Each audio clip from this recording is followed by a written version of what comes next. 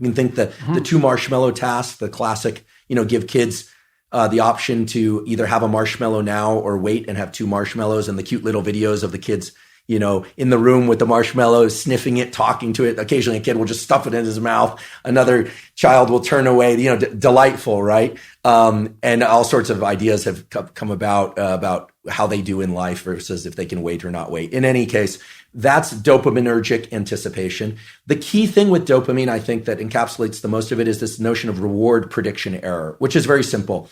If you are excited and anticipating something, you are generating some internal sense of the probability of it happening. We're going to the ice cream store, kids. Let's go. We're going to have ice cream. We have ice cream. It's closed. The disappointment that they experience actually brings them far lower than they would feel, much more sad than they would feel than had you not told them you were going to get ice cream, which speaks exactly to what you were saying, that it's an anticipation signal. So dopamine's going up, we're going to get ice cream, and then no. So it drops below baseline. They would have been better off being not told they were going to the ice cream store. Just drive right by it. The danger of hope. The danger of hope. If you anticipate that it's going to be open, and again, this could translate to any scenario, and it's open, there's a dopaminergic signal upon receiving the reward, but it then drops a little bit. This is the basis of addiction, actually. Drops a little bit below baseline transiently. So we always think of the ice cream is the reward. Well, actually, the reward was right before you had that first lick of ice cream because you know you're going to get it. This is also true of sexual behavior. It's true of people who sell a company or they're anticipating something exciting, or of a wedding. It also sort of partially explains this notion of postpartum depression, where people are so excited about something, the delivery of a child or something, the arrival, and then for some reason they feel let down. It's because the anticipation was that great. So many scenarios. There might be an exhaustion component there too. Right. Well, it's also the case, if I remember correctly, that dopamine kick.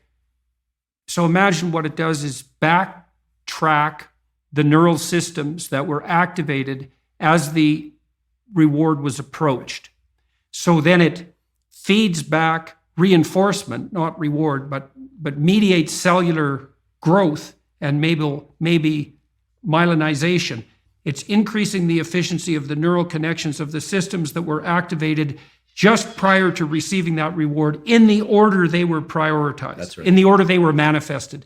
So the closer the behavior is to the receipt of the reward, the more it's reinforced and more likely to be manifested in the future. And then there's a decay function going back in time. So, and that's partly how an addictive subpersonality can grow too, right? Because you can imagine that there's a certain state of mind that you're in. Maybe it's a state of something approximating nihilistic hopelessness that grips you every time you're motivated to seek out your favorite drug. And that's fairly far back in the activation chain, but it's there every time you take a hit. So what happens is the dopaminergic reinforcement produced by the drug reinforces that nihilistic hopelessness that drives the drug-seeking behavior. That's right. And that's how, in part, you develop a monkey on your back. Yeah,